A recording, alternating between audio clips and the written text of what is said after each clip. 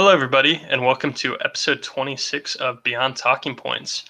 Today we have a couple topics we want to cover. We're going to talk about the recent news that Kamala Harris has been picked by Joe Biden to be his vice presidential his running mate, and then we're going to talk about a random kind of quote from an old Reason magazine that I found, and I felt like it was just interesting to discuss. It kind of talks about welfare, and it has some word choices that are questionable, but it does talk about some narratives that I kind of just wanted to dip our toe into a little bit.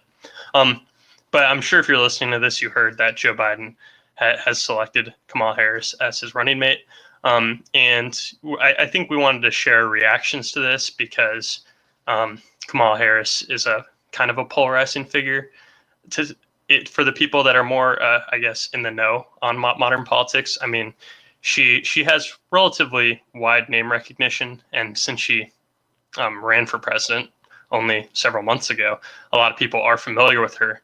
But she has a lot of characteristics that it can make her polarizing in both like the left and the libertarian community. So I thought we might have some thoughts to share beyond just the typical, oh, it's a Democrat.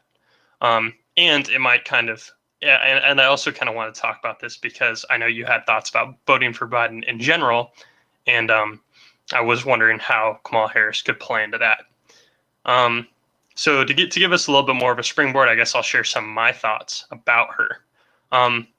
So I think Kamala Harris, well, yeah, I'll definitely put it this way. I think Kamala Harris is very similar to Hillary Clinton in a specific way. Not only in terms of, I guess, style and delivery and somewhat evil sounding laughs, but she's also similar in terms of having been like notably kind of flipped on certain policies. For example, she was a prosecutor in California, a district attorney, but now she's kind of running on the Democrat ticket that is not really running on law and order. And she had joked on the campaign trail about smoking weed. Yet, as Tulsi Gabbard kind of famously pointed out during the debates, she had gotten a lot of people incarcerated for doing more or less the same thing. Now, with all that said, I don't know if that really matters in terms of looking at the actual her role as vice president. I almost think she is such a classic politician in terms of not having any, I guess, decency or consistency, that she's just going to play the role that they want her to play. And I think the role they want her to play is establishment Democrat that is a little more progressive than, say, Barack Obama. And I think regardless of her history, that's kind of what she's going to be played as. And I think that's going to be the script she sticks to. So I'm not sure if the typical criticism from libertarians saying Kamala's a cop, this is evil. I mean, I agree. I don't like district attorneys, but I don't know if that's actually going to be influential at all. But I think that's an unpopular stance to be saying right now, especially from that kind of, from that libertarian perspective. So what's your initial reaction to Kamala Harris getting announced? And if you have any thoughts on that, you could also just branch more widely into all the things about her getting picked and what went on in the background about that. So I think I would like to start by saying that I think your general assessment is correct. I would say she's a pretty mainstream centrist Democrat, a little more progressive than someone like Barack Obama, but not too progressive, not Bernie Sanders level progressive. So I think that's a good starting point to think about her role in all of this.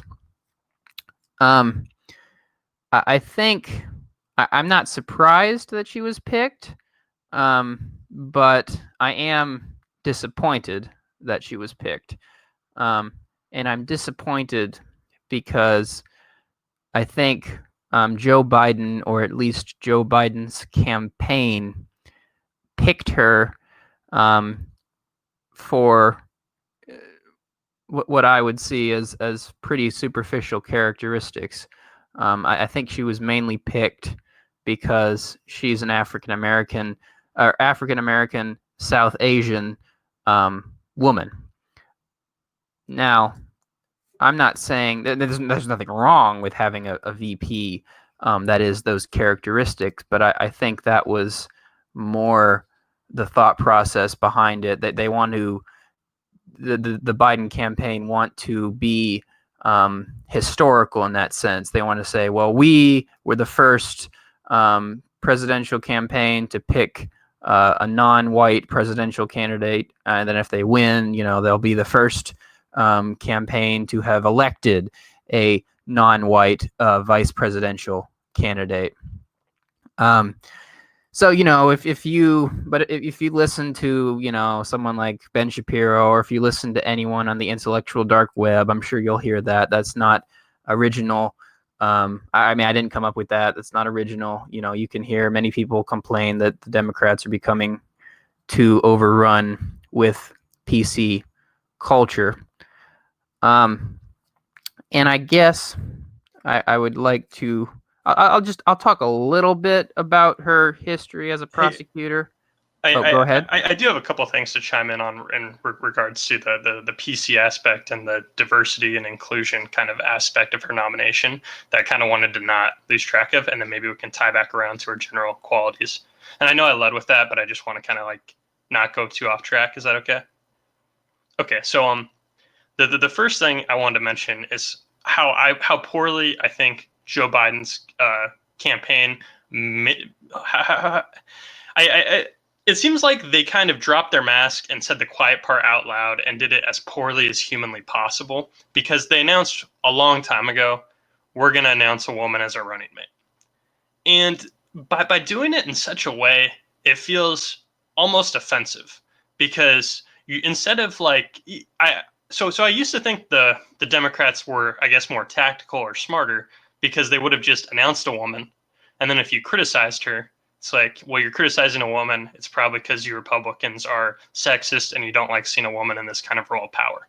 And then you can play the card right, you can play the politics, and you can spin it.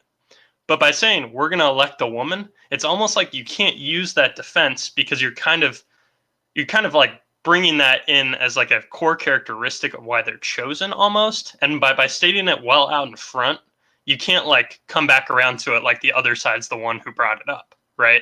Because before, if you didn't draw attention to that and they criticize her, you're like, oh, well, you're just doing that for this reason.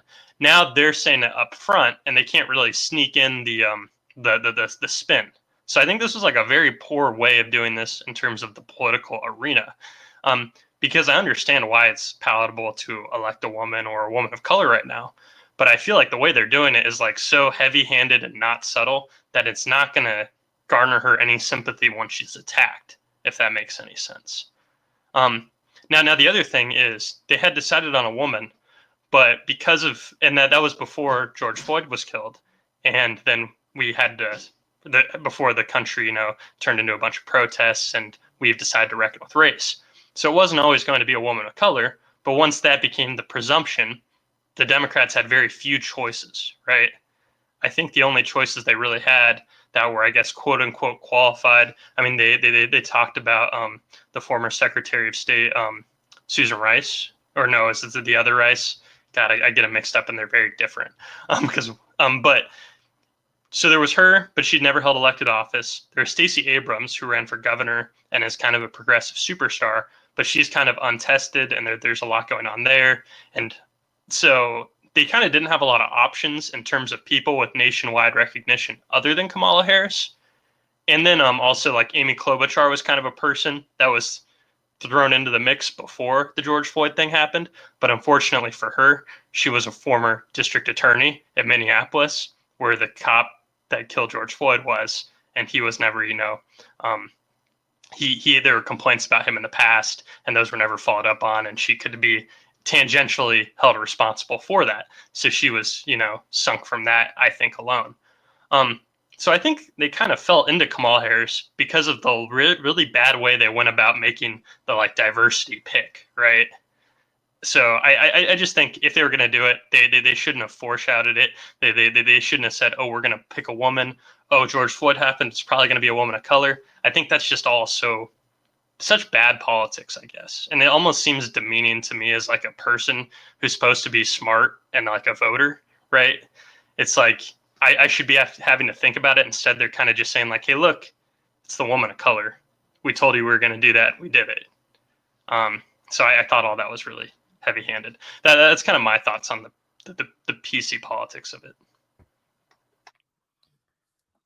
No, yeah, that's a very good way of putting it. I don't think I really disagree with you at all, in that sense. So I guess I'll just talk a little bit now about one of the main criticisms of her. Um, so I think it was during the primary, on one of Bill Maher's shows, in one of his New Rules segments, he made he was, talking to Democrats, and he was like, basically saying, "We eat our own. Stop doing that." And he said something very glib. He said that people don't like Kamala Harris because, as a prosecutor, she prosecuted people. And he was basically saying, quiet down, you social justice warriors. You're so far gone that you don't even want to prosecute criminals, and you're criticizing Kamala Harris simply for prosecuting criminals. And I just want to be clear. I think that's a straw man on Bill Maher's part. I don't think that is the argument that the majority of people on the left are making when it comes to their criticisms of Kamala Harris. Their criticisms of Kamala Harris are as follows. She claims to be a progressive prosecutor. She claims to be a prosecutor that is far more interested in rehabilitation and far less interested in punishment. And that would be fine for her to claim if her record backed that up. And I don't think her record backs that up. Now, I don't know the full history, but I can give you just a few pieces of evidence that I've kind of compiled so far. So she fought to uphold wrongful convictions, and her people who worked under her, so prosecutors who worked under her, have actually, it's been found out, they hid evidence in a particular case. I believe the case of George Gage. So the judges who have interacted with Kamala Harris have been very, very critical of her. She blocked access to DNA evidence for people convicted of felonies. And that that almost sounds like something you'd read in an Onion article, because it's you might think to yourself, well, obviously you have the right to have your DNA tested if you're the indicted, or if someone thinks that you committed a crime, obviously they should be DNA testing. But she withheld that. She stood by criminalization of marijuana in California. Now she claims to be for legalizing marijuana now. So is it possible that she's just changed her mind completely? Yes, it is possible, but it's also possible that she's just saying that because she wants because she wanted to be president at the time, and now she's the VP pick, and she'll just continue to say that because it'll get her a lot of credit from people on the left who might not have looked into her history and just say, oh, well, she says she supports it, so that must be true. She threatened parents of truant children with jail time. Now, I'm not saying that's probably not that's not necessarily a Kamala Harris problem. I mean, that's a bigger problem with children of truant parents being threatened with some action against them, because of course the state demands that children go to school of some sort, whether it's a home school that's approved, or if it's a public school. But it just doesn't seem very progressive. If you're a parent, I think I was listening to Joe Rogan's podcast about this very issue, and Joe Rogan was saying, imagine you're a single mom working two jobs, and you're just trying to keep a roof over your family's head. You're just trying to put food on the table, and imagine and your children are just kind of acting out, so they don't go to school. They're just acting out. They don't have there's no other parent. There's no father figure in that situation. There's no other parent to really kind of to help you discipline them. And then you get a call from, Kamala Harris and says, well, your children aren't going to school. So you're going to go to jail if something doesn't change. You would think there would be other. You would think that Kamala Harris, as a prosecutor, would have had other options. She could have called them up and say, look, your child's not going to school. What could we do to offer assistance to help your child get to school or to help your child stay in school? So again, the issue with Kamala Harris is not that she prosecuted people. The issue is she is not living up to her own standard. Her own standard is a progressive, as a progressive prosecutor that believes in rehabilitation, and she just doesn't live up to her own what she builds up her prosecutory record to be. And I guess I'll just say a couple more things about the VP picks in general, and like who Biden could have chosen. I think there are several people that I think would have been a far better VP pick. And even if you had to say, okay, we have to pick a woman, I would have liked to see someone like Elizabeth Warren picked as VP. Now, I have a lot of issues with Warren as a politician, but in terms of where I want to see the country go, I think she is far closer to Bernie Sanders, who I see as the ideal, or someone like Nina Turner would have been a good. Now, Nina Turner, made some comment saying, voting for Biden is like eating half a plate of blank, and so obviously that disqualified her right there.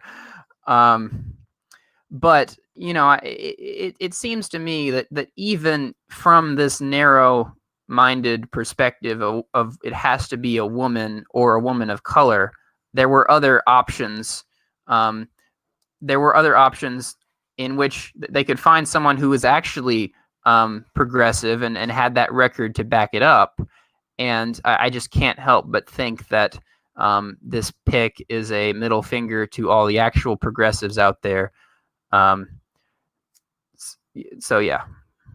Well, that raises another point I wanted to make, and it transitions into a follow-up question that I kind of had for you on this whole topic with her getting announced. So I think I'm glad you tidied up your thoughts that way. So the first thing I wanted to say was everything you said about all these things she's done that conflict with her stated values now, it doesn't scream to me like liar or failure to live up to your values. For me, it just screams she is one of those politicians that is most interested in advancing herself. And, I'm not saying that to call her out specifically, because I think a lot of politicians are in the business of doing that. And I think she's just been very successful at doing that, which is why we know her name. And that's why we're talking about how she's been inconsistent. So one of the secrets of being a district attorney is it's generally in your political interest to prosecute people and to make it look like you're tightening things up in whatever jurisdiction you're running, right? So even though she's doing all these things that sound bad to us now based on our stated values, she was probably doing it because it was the most politically palatable thing to do at the time. And what did she want? Well, she wanted to be reelected, so someday she could run for the Senate like she did, or maybe at that time, maybe she was thinking, maybe I'll run for governor. But that's why she's been a senator, right? It's because she moved up from there. So she was doing things that she thought would bolster herself, probably whether she thought they were right or wrong. And I guess the main thing that this screams to me is it's not really because it's a failing on her part, it's because she's an establishment figure. So even though she's saying things that are to the left of Barack Obama, it's just because she's she's adopted the positions of the current establishment figures, right? Because in the last, several years since Obama was president, the Democratic Party establishment has moved to the left and endorsing policies that well, I mean, that's what you saw on the debate stage, right? Like a year ago, we were watching those debates, and everybody up there said, like, yeah, I'm for universal health care. And if Obama said that, that would have been wild, right? But the Overton window shifted because the party shifted, and that's fine. So just the fact that Kamala Harris champions these policies now doesn't make her really progressive. She's just whatever the establishment wants is what she'll say. And I see her more as just playing to that crowd. Now, to come back to like maybe why she was picked over, say, Elizabeth Warren, and not to talk about PC reasons. One thing I've been hearing today, I was listening to Scott Adams. He talks a lot about persuasion, and famous comic. So he was suggesting that we heard in the past that Joe Biden has, I think he's openly stated that he wouldn't seek re-election if he won. So he wouldn't try to get reelected in 2024. And a lot of people speculate that he's not going to really be president for far into his term. Some people, a few months ago were saying he wouldn't even make it to election day. Kamala Harris is seen as somebody, just like Elizabeth Warren, who was running for president. But I've heard that Kamala Harris has actually had a relationship with the late Beau Biden. And I've heard that her relationship with Joe Biden goes back further than, say, Elizabeth Warren's does, and a lot of those other people who are also meeting the gender and race criteria. So people have been speculating that it's because maybe a year and a half into Biden's presidency, Kamala Harris is actually, even though she did make some jabs at him that were pretty harsh during the debates, she is a person who is both ambitious enough and friendly enough with him to tap him on the shoulder and say, hey, I know it's been a year, and it's been, we're year one through your presidency, and it wasn't easy, and, it might be time for you to, step down. And Kamala Harris is maybe somebody who could say that and pull it off. And maybe that's why she got tapped by, the higher ups. Because it's not just Joe Biden's campaign making these decisions. It's kind of like, it's probably a mass amount of people who are in that sanctum of the Democratic, party. So I guess this raises the question to you. Since Kamala Harris is announced as the VP, and there's not unreasonable chance that Biden wouldn't even make it through a complete first term, how does this affect your feelings towards, say, casting a hypothetical vote for Joe Biden? Because do you see it as, well, now I'm also voting for Kamala Harris? It's not just like Mike Pence, who, just kind of talks on TV sometimes. There's actually this viable thing. So, yeah, I want to hear your thoughts on that. That's a good question. I guess I'll preface my answer by saying I'm not trying to necessarily single out Kamala Harris and say, well, Kamala Harris is just this terribly corrupt influence. As I've said multiple times on this podcast, I think the whole system is corrupt, and I think that she is just another example of that. She is just another one of those politicians who, as you say, is attempting to advance her career, and in her own scheme of things, she might feel like, well, as long as I can advance my career, I might make a marginal, a little bit of good. I might do a little bit of good here, a little bit of good there. So I'm not even saying that she is, she has she's twirling her mustache in behind closed doors, and she's, I'm not trying to demonize her. But from my perspective, from what I want done, or from the for the direction of the country that I want, and for the policies that I advocate for, she is just somebody who really at the end of the day is going to get in the way of those things. But then we come back to the question, does the Kamala Harris's position now, does that change my view any about possibly voting for Joe Biden?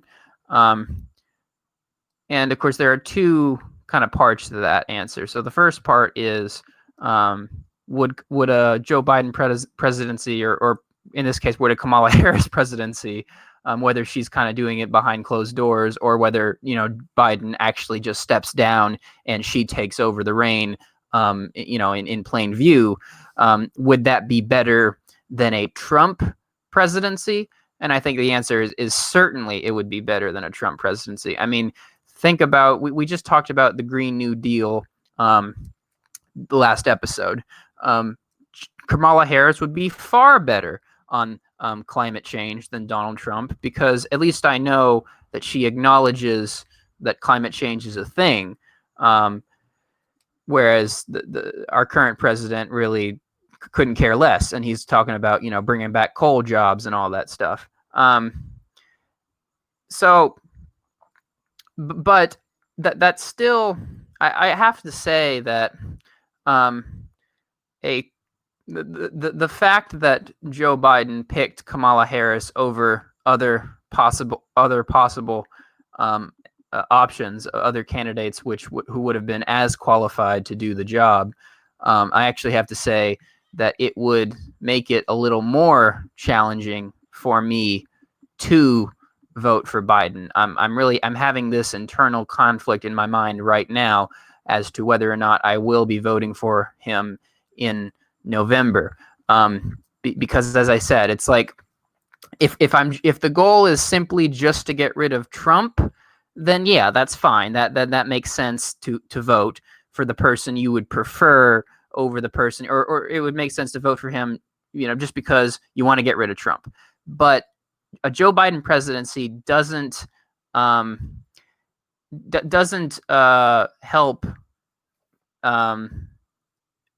It doesn't get across, or it doesn't help to implement the changes that I want to see in this country. It will just be business as usual, basically. And I know you kind of alluded to the fact, you said, well, in some ways, the Democratic Party is actually moving further left. And I would actually say that is more in rhetoric than in policy. I do not think Joe Biden will be a far left president. I don't think if Kamala Harris becomes president, she's not going to be a far left president. Donald Trump, he's complaining. He just released a campaign ad. Kamala Harris and Joe Biden, they're of the far left, and they want socialized medicine and blah blah blah blah blah. It's like, I mean, that is just so dumb. And so I've kind of lost my place in my train of thought. Yeah, so go ahead. I think that opens up like three lines of thought I want to make, and then I'm going to end with another similar question for you, but I think it adds a wrinkle to your thinking that I just want to make sure is accounted for. So the first thing is, I could potentially see your point about Joe Biden and Kamala Harris not being uber progressives, as in they might not actually enact any of the things they're saying. And to nicely transition that into my second point, they could go the way of the Tea Party Republicans, who were immigration and deficit hawks, and they haven't really legislated like deficit hawks or immigration hawks in the last 4 or 6 years. The budgets have gone through the roof. Even if they wanted a wall, there isn't one. We haven't really concerned ourselves with those issues, even though this is the first time the Tea Party have had like a Republican president. Those things just didn't really happen. So something similar could happen where, the reaction after Hillary Clinton lost was to go further left, but we haven't actually seen them govern yet. And you don't know if they'll actually govern in that same way that their rhetoric is. Because of course they can't enact the legislation because they're not in power. So if that changes by November, then maybe we'll find out where that's going. So my second thought was, so Tea Party Republicans, right? They're more libertarian than, say, the left.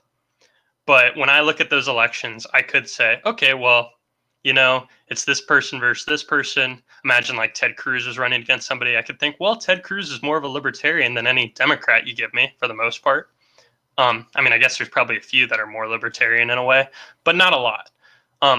So the argument you were making when you compared it to Trump is you're saying, well, this candidate's still closer to my ideals than Trump is, obviously. So that's one way of looking at it. Now, the wrinkle I want to add is one of the reasons why I don't really support Republicans in any way is wait, hold up. Actually, there's one more thing I want to close the loop on that second thought. I can't believe I almost lost it. But is it always okay to just vote for the more progressive one as opposed to less progressive one? Because it's like, well, they're not really progressive. It's like how I stopped voting for Republicans because it's like, well, you are more libertarian in my view of what matters to me as a libertarian, but you're not libertarians. So you know what? You guys lost my vote. So that's kind of seems to be the question you're waging with yourself, right? You're like, okay, you're more progressive, but are you progressive enough to really earn my vote? Now, the wrinkle I want to add is Kamala Harris kind of campaigned a little bit on some identitarian things because we talked about the PC culture in the beginning.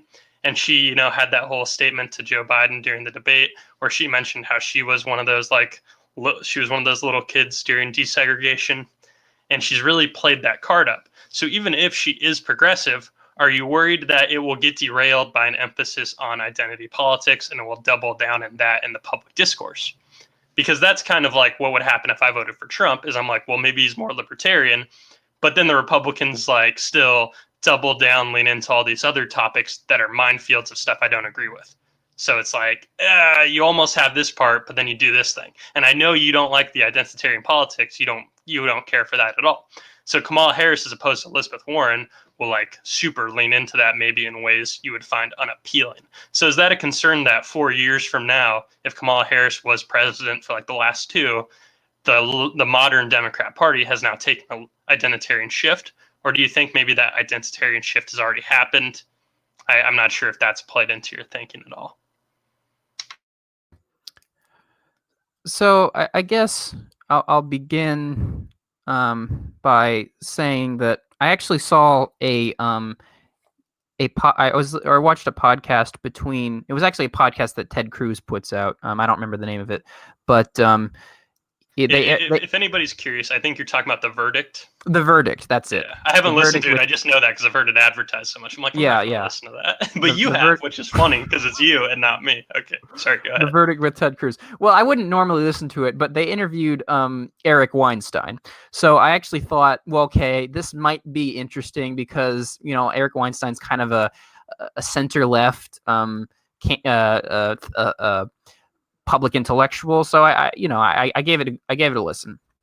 And I only bring it up because Eric Weinstein said something to the effect of Maoists have taken over the Democratic Party. And then Ted Cruz basically agreed with him. Like, yeah, of course Maoists have taken over the Democratic Party. It's common knowledge. And I respect the Weinstein brothers, but I find there is this hole in their thinking, which I can't. I mean, I guess I can wrap my brain around it in the sense that I know why they're saying it, but I don't agree with it. So, and when I say I don't agree with it, I'm not just making the cheap point that, well, they're not really Maoist because Maoism depended on being in a country that wasn't even industrialized yet. Okay, like I'm not making that point, that very cheap point that about quibbling over the definition of Maoism. All he means is the radical left, whatever that means. This identitarian politics is taking over the Democratic Party. And I guess what I would say to that is, you could say that superficially. So, to be, I bet a lot of people in the Democratic Party would say things like, "Oh, we got to get rid of Confederate statues," or it's a good thing that the Washington Redskins they changed their name because that's a racist name. So it's perfectly possible, and I think it's true that a lot of these Democratic politicians, they're going to say they're going to be in support of these those sorts of things, because it makes them feel like they're on the right side of history, and it's kind of those culture wars that we talk about now and then. But I am not concerned in the sense that the Democratic Party is going to start be doing these radical left policies. So the Democratic Party, I mean, they're entertaining identity politics enough to maybe garner some votes, or enough to appear like they really care about, if you'll forgive the phrase, social justice. But they're neoliberal corporatists, and that is really their bottom line. They are really, the Democratic Party is really about answering to their donors, just like the Republican Party is. And so I'm not so much worried. I mean, I was concerned that, or I am concerned that Kamala Harris was nominated due to identitarian reasons, but I'm not too concerned that these identitarian policies are really going to be implemented, because I just don't think that's where the power base of the Democratic Party is. So I guess you could, I guess explain, to put my answer into like a sentence. My concern with Kamala Harris is less that she's going to be fall into the trap of identitarian politics. My concern with Kamala Harris is that she does not support the policies that I support. And actually, although this might be triggering or controversial, her problem is that she's not left-wing enough. So okay, so you know what, I'm gonna raise a point, and maybe we won't hit our second topic, because every time we don't think we have anything, a bunch of boxes open up, right? We're like, hey, we got two topics, might be 45 minutes. Then we start talking about Kamala Harris, and like a half an hour has evaporated in what seems like a moment. And then you reminded me of some recent lines of thought I've been hearing, and I kind of want to get your thoughts on it. And I haven't thrown them by you just because I haven't had a good way to word it, and I don't really I'm not a man on the left. I'm not a borderline ANCOM or a borderline Marxist in some way. I'm not a Marxist-Leninist or anything. So I think what you're saying there is that the problem with a lot of the identitarian movements is they start talking about something that isn't really progressive. It stops being about income inequality, and it stops being about actually resolving these problems, and then you're having this weird culture wars issue that isn't necessarily relevant, and she's really just saying that, which is often construed by the Ted Cruz types as, oh yeah, they're being Maoists, those are commies, obviously. And then I'm sitting here, even me at this point, having talked to you enough, I'm like, okay, that's not a commie though. Come on, guys. We can point out the difference. Kamala Harris is a neoliberal establishment hack, and she's saying things to that base. But it appears to me that a lot of the Marxist movement is kind of being co-opted by these people who are just woke, bougie progressives, right? So you have this clear distinction between these people who, like Pod Save America, right? A lot of people, I'm sure Ben Shapiro would imply that people who have the crazy views of Pod Save America, which probably aren't that far from your views, are the same as the people who are rioting in the streets. And that couldn't really be more incorrect, because those Pod Save America people, though, they look down at the workers, right? They look at those people though with a little bit of disdain, because they're like, oh, those people who vote for Republicans are uneducated and they just don't know things, right? So even though they say they're pro-union and all these things, they're really just woke, bougie progressives, and they've kind of co-opted this movement. So have you thought a lot about all these people kind of sniveling their nose at lower class people in one way and kind of bragging about how they're educated, but then kind of fronting unions and other things that are progressive? Because I see a movement being co-opted there, and I feel like this might be more up your alley to talk about. It's quite interesting. I'm actually finding myself agreeing with a lot of what you say here. So this is just one of those episodes where we end up where our worldviews kind of start to come together in some way. Because I'm not even sure I could put that even better than you did. I mean, a lot of these there are quite a few progressives, especially you can find a lot of them on the internet, who they want to feel they want to feel like they're doing something. They want to have meaning in their life, and they want to feel like they're a good person and that they're on the right side of history. And so they kind of pick up these slogans or they pick up these ideas, like defund the police, for example. And so like they kind of trumpeting these ideas. Maybe they go to a protest here and there, or maybe they're like constantly on Reddit typing comments about how we need to defund the police. But they're not really. I'm not even sure they really fully understand the ideas that they're advocating for, and a lot of these people don't really. They're not really even. They're not like on the streets or they're not doing popular activism which might benefit the working class. I think I don't remember which book it is, but I know there's one of George Orwell's books where he talks about there's this group of people on the left who they pretend to be for the working class, but really they have nothing but contempt for the working class. I suppose you might call those people maybe champagne socialists, people who really aren't in touch with the common man, but they want to kind of pretend like they are. So I suppose in that sense, you could say that those of us on the left, or those of us who try to work within the Democratic Party to one extent or another, you could say that there are a lot more people who are just co-opting a lot of these left-wing slogans and ideas without actually knowing what they mean, or without actually thinking about the implications. And I guess so I would say to that extent that is a problem on the left.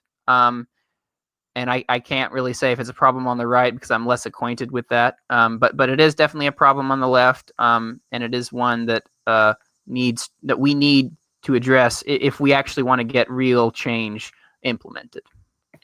So to take the whole idea of movements being co-opted kind of a step further, because okay, so to build on that, so it's like what we're kind of perceiving is it's something along the lines of, you have people who are closer to ANCOMs, and they actually want to defund the police. They're like, hey, this is heinous, and you know what? We don't like all these superstructures. We actually think they are systemically racist, and the system includes everything about hierarchy, whether it be the police, whether it be private property, whether it be rent. What it doesn't matter if it's the landlord tenant relationship. All these hierarchical structures are oppressive. So you have them going out there, and they're sowing discord. But then you also have people who are also opportunists, right? That's where the looters come in, right? So to some extent, the looters are co-opting the movement because they have a short-term gain, right? So you can kind of think of this as, okay, you have the movement here, you have a whole group of people, you have a group of people who believe it, then you have a larger group that will either do one of a few things. So then you have like the pandering politicians who are essentially blindly supporting it, but then you have the looters who are co-opting it for short-term gain. And then I think, and this is where I really kind of rip off the analysis of the people who brought this thought to me. You have the people who are more concerning, and they're the long-term people who want to co-opt the movement. And these are the more authoritarian left-wing people who are borderline Stalinists.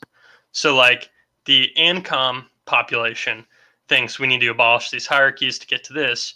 And then there are people who are willing to work with the ANCOMs until you get to the end, right? And then they're like, but no, we need to coerce people to make this system work. And we want this just society, but we're willing to have a government to institute it. And they're willing to work with the ANCOMs to tear down the current system. But once you tear down the current system, that's where you get people who will change management, right? So I know that's not what's about to happen in the United States. Obviously, the United States isn't going to topple overnight because of some protests in a handful of major cities. But if you were thinking about a movement, I guess the principle these people were getting at was ANCOMs can feel like they're having progress in destroying the system, but it's because they're working with people who are willing to start up a new authoritarian system in its place with similar values as ANCOMs, but instead it has the authoritarian tint, right? And you can actively see these people on Reddit talking about how, whatever, I'm willing to use violence. Whatever, if those people are bigots, they deserve the guillotine. Who cares? Like, I've literally seen that. I actually had a coworker who told me that he got banned on Facebook for saying that bigots deserve to get guillotined. And he just said this casually in like my second week of working there. I'm like, oh, that's great. I'm glad to know where you stand.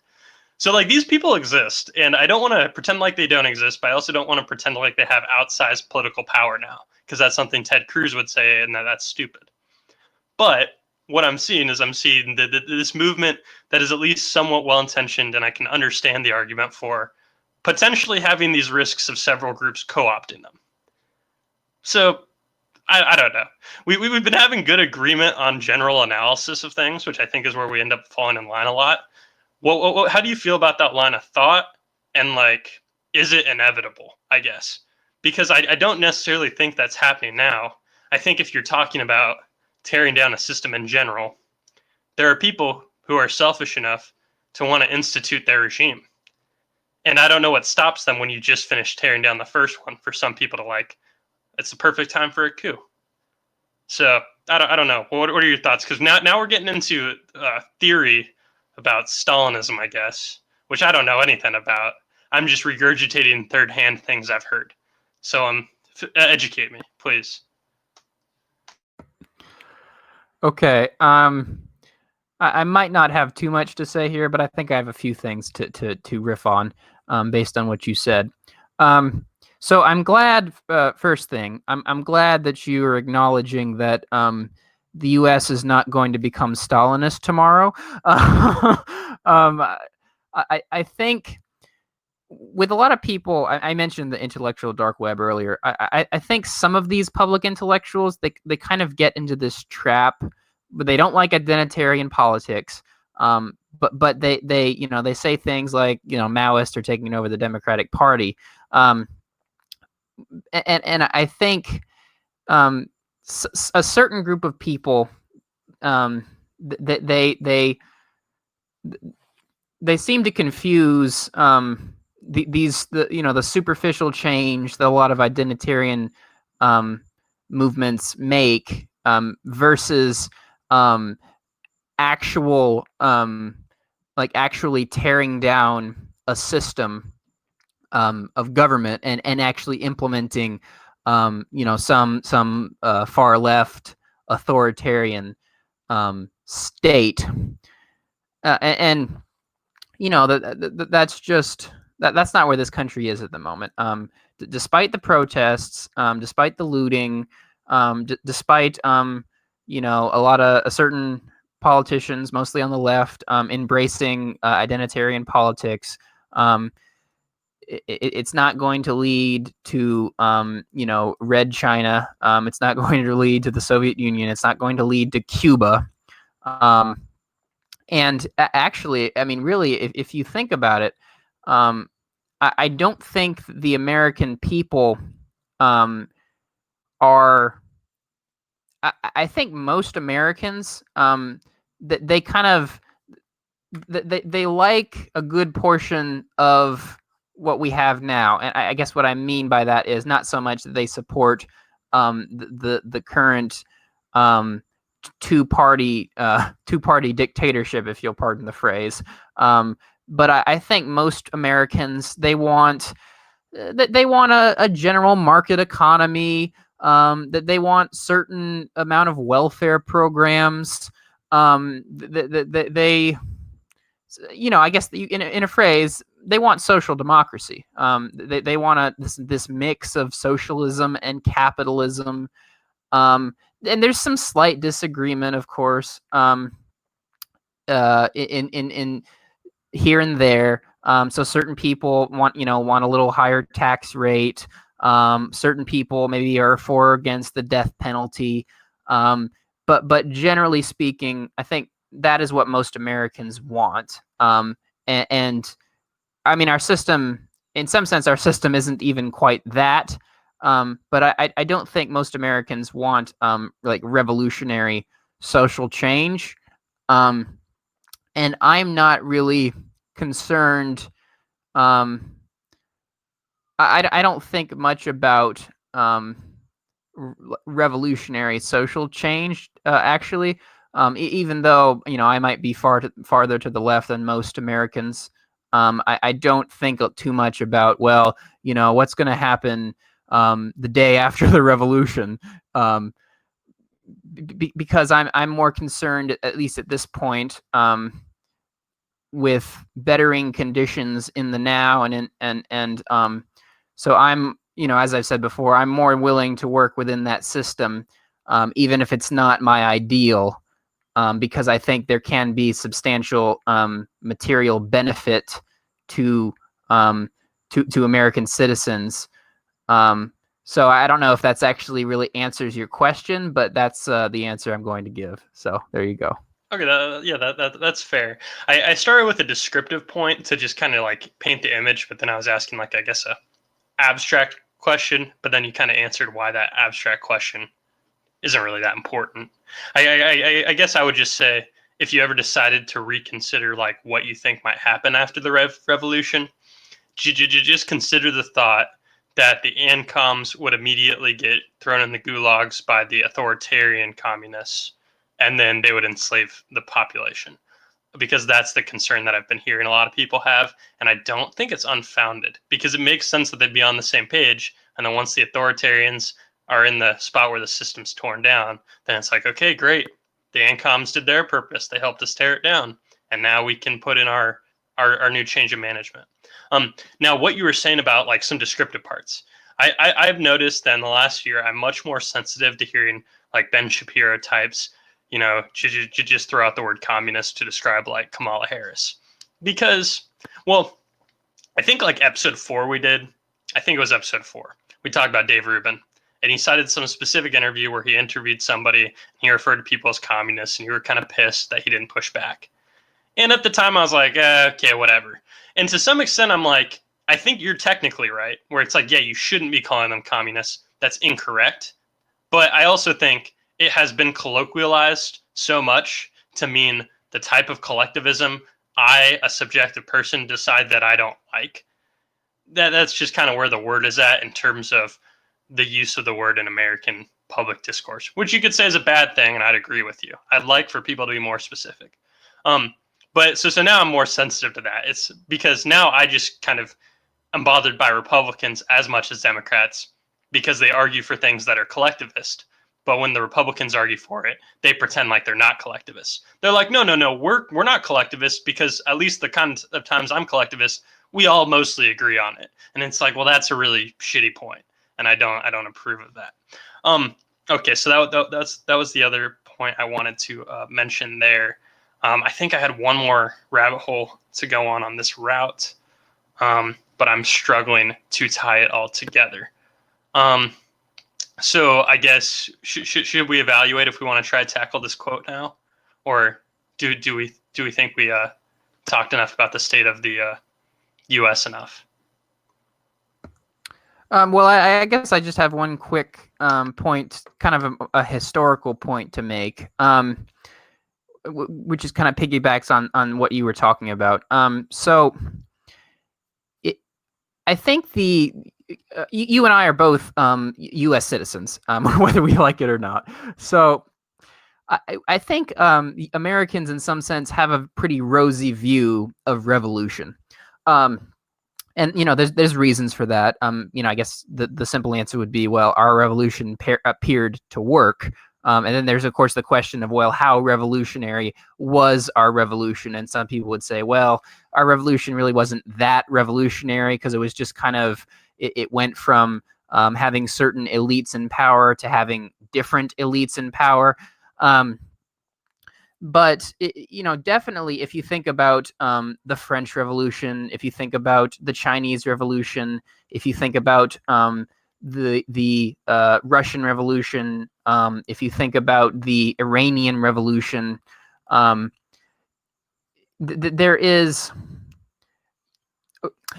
there's a reason that a lot of liberals can like say, well, that's why I'm against revolution. They can point to these different examples of revolutions failing, and say, well, that's going to lead. You're going to come up with something even worse than the previous system. So that's why we need to make little moderate change here and there in whatever system we have. And I'm trying to be careful of my words here because I don't want the FBI knocking on my door tomorrow when we publish this. But for those of us who do see an ideal that is very different from the one we have now. So we did an episode where I said my ideal would be something like stateless democracy. For those of us who do want a system that is radically different from our own, I can agree with you that we need to be careful not to not to allow for the authoritarian end of the left wing to co-opt that movement and to begin to implement an authoritarian regime in the process. Because I mean, everyone, the Soviet Union, I guess, is just the easiest example because it's like, well, a Marxist-Leninist party took over power in Russia, and for various reasons you ended up with Joseph Stalin. You ended up with an autocracy. You ended up with one person calling all the shots. And I think that is definitely a problem that needs to be considered, because there are people out there that are looking for the first chance to grab as much power as they can, and there are people out there that they would be more than happy to be dictator of this country or that country, and that there are people out there who would be more than happy to impose their will on others. So I guess just to wrap up my little rant, I do think it's important to for those of us who are looking for radical change, or who are looking for a different sort of system of government's not the right word, but social system. I do think we need to be careful not to be co-opted by authoritarians, whether they're left-wing authoritarians or right-wing authoritarians, because think about Germany. I bet there were a lot of conservatives and liberals who they were they either supported Hitler, or they were at least supported Hitler's political career, or they assisted him in doing this, that, or the other thing, but before he became dictator of Germany. So I suspect that being overtaken by nefarious people is actually something that a lot of that it might be inherent to any political movement at all. Except maybe there are a few exceptions, but I think that's actually a issue with just political movements in general. And I don't think a lot of your, I don't think I disagree with a lot of your broad analysis there. Because it's just definitely a concern because especially when we're talking about like anarchy that doesn't involve having a state. Um, one thing that can easily happen, like when you talk about like a stateless democracy, is somebody can walk up and say, okay, well, there's no state though, so how do you enforce it? And then the people who are trying to jump in with this kind of like mentality of aggressively enforcing certain things that you guys think are warranted, all of a sudden you have like people who are co-opting it, right? Because then they're like, oh yeah, well we should, and then like we need people to do this and this, and if people resist, like, well, we got to do something with them. So it's just a concern that's I mean it's really just the main concern of the state, but instead of looking at it the paradigm of slowly shifting to it, we're looking at it in the mindset of a revolution just happened kind of. So how quickly can this occur without anybody really knowing because nobody's really in charge. Um, and what you mentioned about the United States Revolution maybe not being a real revolution, I think that kind of hints on what I was saying about a lot of things are just changes of management because it was a democracy that the United States wasn't allowed to participate in because all the democracy was happening on the homeland, right? Or at least to some extent democracy. And then what did we do? Well, we gave ourselves democracy, but it's still the same kind of government. We were just the ones doing it, and it was more of a democracy than what they had in Britain. So to some extent, it was just a different type of a change of management.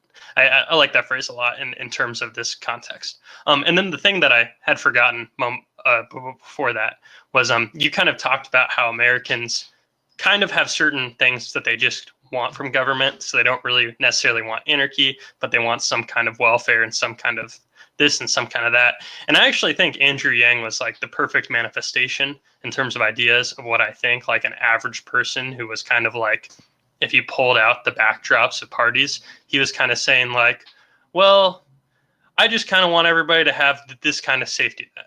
And it's like, we're not going to set up bad incentives because just everybody gets it. Where we're not going to do these incentives. It's just like you get that and then we're good. And then he'd probably say the same thing for healthcare. So you have like that sort of baseline and then that's met. And I would say in a way that's why people argue UBI is in a way libertarian because it's more libertarian than like very specific infusions here and very specific disincentives here. It lets you do what you want with it. I'm not very sympathetic to that argument, but I think in a way his ideas are less government than the status quo, even though if you only take the things like universal health care that he stands for, you'd assume it's bigger government, but he would probably slash a lot of other things that people don't really like about government. So I think he is kind of the epitome of that American vision of government to some extent. So I've decided that we're out of time to tackle the other quote. So if you want to pin on more closing thoughts, or do you want me to wrap it up? I have another thing I could say really quickly. Okay. Actually, I was, if you think about it, I think Andrew Yang is a good summation of I guess I would put it like this. I think Andrew Yang is kind of a good summation of a lot of the what I see to be the benefits or the good things about the United States, and almost to contrast that, I would say someone like Donald Trump is sort of like embodies all the a lot of the negative things about the United States. So I mean, it's just very. I don't know. I mean, I don't mean to sound kind of simplistic and be like, oh, Americans are special, but I do think we're sort of unique in certain ways. So I do think, for example, that the view of government as a whole in the U.S. is probably more negative than it is in some European countries. I think some European countries, or at least their populations, view government with a bit more sympathy, or at least that they feel like the government can be be their friend or be a help to them somehow. Whereas, and there's a strain of that in the U.S. too, but there's also another strain in the U.S. which is very critical of government or very suspicious of government. And so, when it comes to politics and social change and whatnot, I often end up thinking that that there are the U.S. is just kind of in a very interesting and strange place in that respect. It's almost it's very contradictory. You could say in some ways it's very revolutionary, but in some ways it's also very conservative. So I don't know. I just think it's kind of when I think about when I try to, I guess, think about like just abstract theoretical arguments about politics and whatnot. I think I suspect that I have, because I was raised or born and raised in the United States, I'm sure I have maybe a slightly different way to view it than maybe people in different parts of the world do. And that, that is for good or ill. There are definitely parts of the, America that I really like and I really respect, and I think in some ways we are we are almost like closest thing to the ideal. But then there are other aspects of our culture and politics which I'm very suspicious of and I don't like, and I think we are fall behind many other countries.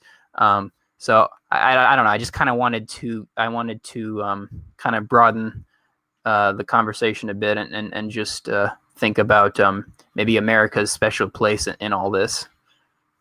And I have a potentially stupid thought, but I think it's worth noting, and it's that the more I think about it, the more I think a lot of our distinguishing characteristics may be a result of the size of our country, and because a lot more comes into play when you think of it that way. Because when you compare it to random European countries, which is what a lot of people do with a lot of politics, I'm just kind of like when you're watching the news and you hear things about the coronavirus and deaths in the United States, it's like they don't acknowledge that the United States population is like I understand that they scale it up and down, but they act like the United States is in such a homogenous way, just like Britain is one country. And it's like the United States shouldn't even be compared to so many of these places because they're so small in comparison.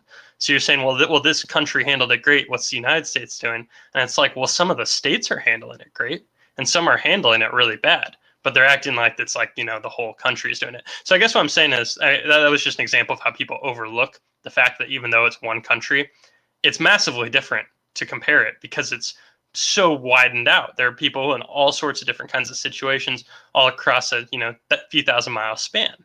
And then so many things, like if you look at the history of a country that's, I was going to say a European country, but you got to like exclude Germany and a few of the other notorious ones. You could probably find some bad corruption that's happened there. But when you think of U.S. history, it's like, well, you have so much stuff to work with. You got like hundreds of years through like this huge landmass where everything has all these systems. Of course, we can point to a laundry list of things we've done wrong. So of course, it's easy for us to think that we're like super corrupted compared to them, but then they only compare it to maybe a small history. So there are all these things that I guess kind of seep into the broad United States political culture that I'm not really trying to make a normative statement about if it's like good or bad, but I'm just saying I wonder how much this can just be attributed to the fact that we pretend like we're one homogenous country and we don't really acknowledge the fact that we are massive, and the only comparable ones are like China, right, and India, which are nothing like the United States for plenty of other reasons. So they're not good comparisons. And instead we just like randomly compare ourselves to France because they're better than us at something. And then we say like, oh, we're the 30th worst country at X. And it's like, well, yeah, because Europe counts for like 18, but some of our states, if you took them, might be good at some things, but we act like everything's the same. It's like a poor unit of measurement. I mean, just to touch on it, this is one of the bad things about looking at politics and all this stuff academically, is there are so many taken for granted forms of measurement that have like definitions it's not that the definitions are disputed, but the validity or the use of the thing is disputed, like GDP, for example. Like breaking a window increases GDP. Isn't that stupid? And people talk about this all the time. But then you still hear them on the news cite out certain things as if they matter, when you can sit here and think, well, your frame of reference can be disputed from the start. Um, but now we're getting very abstract, and we've gone plenty of time on an episode we thought was going to be much shorter, and we didn't even talk about the 50-year-old article where they make a point that was going to trigger you. So maybe we'll save that for a rainy day, because I still want to have that conversation. So yeah, everybody, I hope you enjoyed this episode. We ranted about a lot of stuff. We got off course, but that's typical Beyond Talking Points if you've listened to more than a handful of our episodes. You could watch the video version of this podcast on YouTube by searching The Anti-Philosopher and then Beyond Talking Points. We should pop up for you, and you can see us recording from our rooms in poor lighting, and that's always fun. And you can see us make react to what each of us are saying as we're muted on mic, and sometimes I'll look very angry. Although not as much in this episode, because we got to talk about more analysis than our priors, and that's where we get really heated. And also, as always, you can find us on any podcatcher like Apple, Spotify, all that good stuff. So I appreciate everybody for listening, and signing off. It's Matt and Matt.